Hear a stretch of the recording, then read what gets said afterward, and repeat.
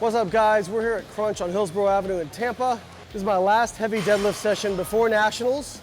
So this will be the heaviest deadlift I've pulled in almost 3 years today. I'm really excited, a little bit nervous, but that's a good thing. I'm 12 days out for Nationals currently. Feeling a little beat up, but that's pretty normal at this point. But I'm just super excited and I can't wait to get on the platform. So this is going to be probably the last really hard training session I have. So it's time to get after it. I like to do a couple sets of RDLs to get my lower back warmed up, get my core temperature up before I start switching to my competition pulls.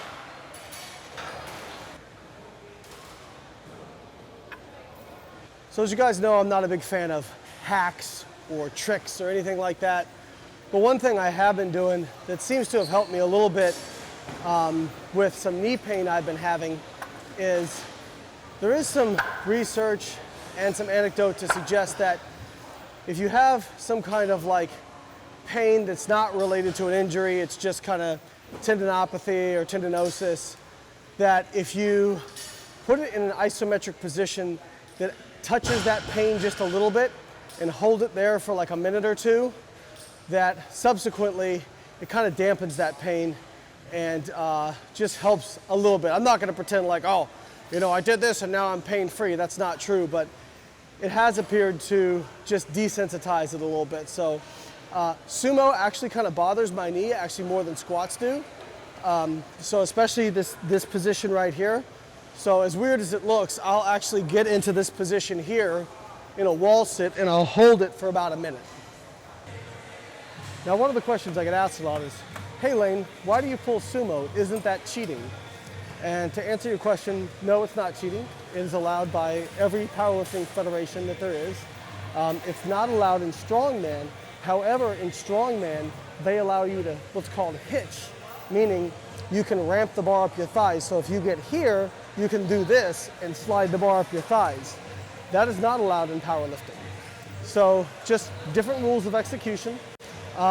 Sumo is not easier than conventional. For some people, sumo is easier. For some people, conventional is easier.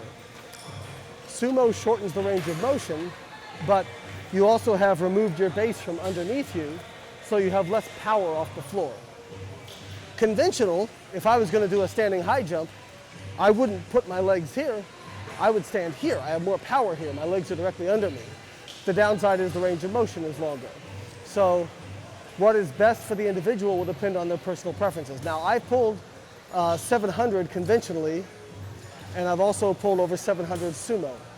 I choose to do sumo because it is less taxing on my lower back overall over the course of a training cycle. So that's why I choose to do sumo.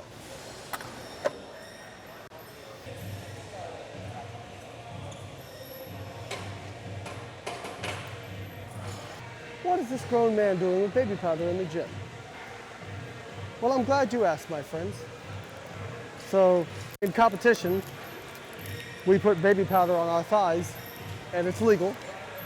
It helps reduce the coefficient of friction against your legs, which are sweaty, and makes for a smoother pull. So not to be confused with chalk. You don't want to mix the two. Chalk on your hand, baby powder on your thighs. Don't reverse them if you want to hit a PR.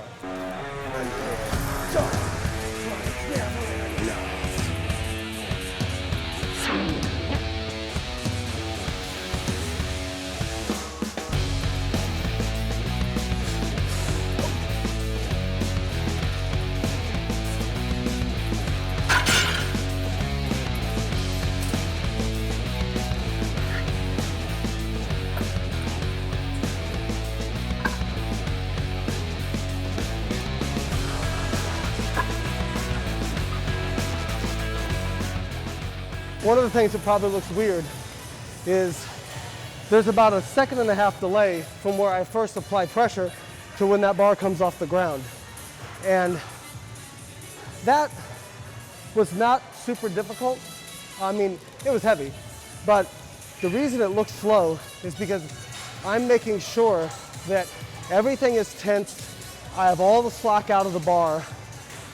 And then when I feel like I'm ready, that is when I apply force down with my thighs and my legs. And so everybody pulls different. Some people are very explosive. I'm not. But that felt like a very comfortable RPE 8.5, even though it probably looked like a 9 or a 9.5 for a lot of people. So I'm really happy with that.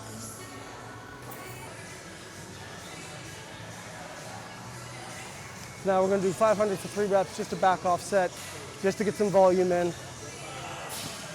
One nice thing about the Rep 1 app is based on my velocity and my RPE, it will tell me what my estimated 1 rep max is for the day. So now, today it's estimating me about 712 pounds. One of the things to keep in mind about velocity is it's very individual. A 0.17 for some people is probably a 1 rep max, whereas for me it's probably like an RPE 8. So it's really important to not compare your velocities to somebody else if you're using a velocity device. Understand what your velocity looks like at different RPEs. Then you can make better choices based on your own individual data.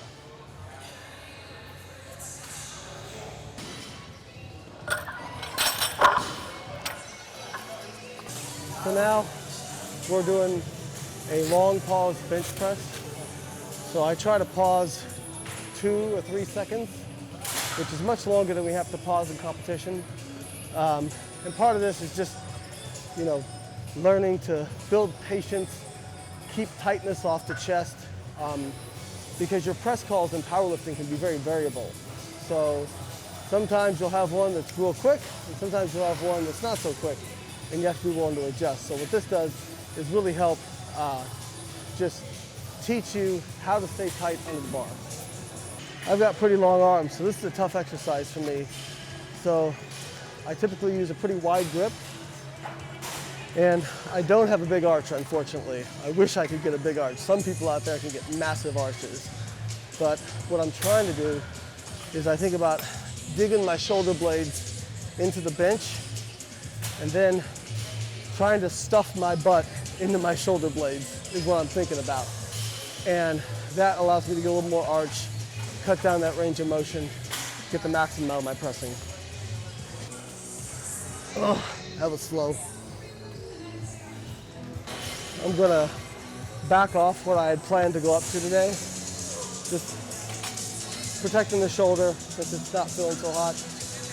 Like I said, it doesn't really hurt on this exercise, but I think just the fact that I'm thinking about it, it's throwing me off a little bit. So we're just gonna go 315 today.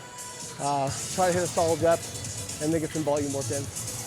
Now, similar to deadlift, we hit a heavy single already, so now we're backing off quite a bit and gonna do 5 sets of 3 to build volume, get that practice in without it being super fatiguing. And again, with these reps, the idea is, even though it's light, we're using maximal intention. So I'm trying to drive the bar as fast as possible. And again, when you're trying to go for speed, one nice thing about having a bar velocity unit is you can actually know if it was fast or not, as opposed to going, it felt fast. The other thing is too, is that actually in research studies, they've shown that when they ask people to move a weight with maximal speed, if they're not monitoring it, or if the subject doesn't know it's being monitored, they move it slower than when it's being monitored. So when they actually tell them, hey, we have a bar velocity unit that's gonna measure how quickly the weight is moving, they actually move it faster. So just knowing that you're monitoring yourself can actually help improve performance. Well guys, that's it for today. Last really, really hard workout before nationals.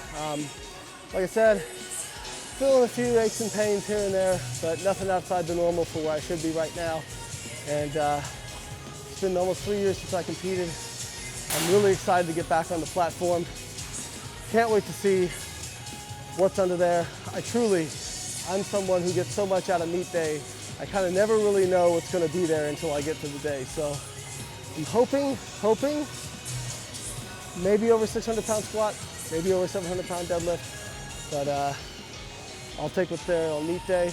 But regardless, I'm just excited to have an opportunity to get back on the platform, compete at nationals, and possibly qualify for world championships. So I appreciate you guys walking with me on my journey. If you're interested in evidence-based training, make sure you check out the all-new Biolayne Workout Builder. Now, if you've used it before, we have completely redone it with a totally new user interface. It is so easy to use, it is so intuitive, with a video library of over 400 exercise demonstrations, as well as various intensity techniques. It has been completely redone. You guys are going to love it. It's only $12.99 a month, and you can tailor it to your exercise preference, as well as whatever you have available, even home workouts with minimal equipment. We have programs for that. So make sure you get down there, check that out. Also, we have our new research review, Reps. You definitely want to check that out. There's thousands of scientific publications every single month. And when you go on social media, everybody says, oh, this study says this and this study says that.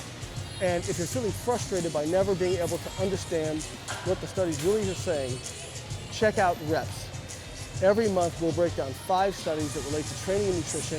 We'll summarize what the researchers tested, what they found, whether or not we agree with their conclusions, and what it means for you individually and your training and nutrition. And we write it all without a bunch of extra scientific jargon so that you can get practical takeaways from it. So make sure you click the link in the description, check it out, and I can't wait to see you guys on the platform.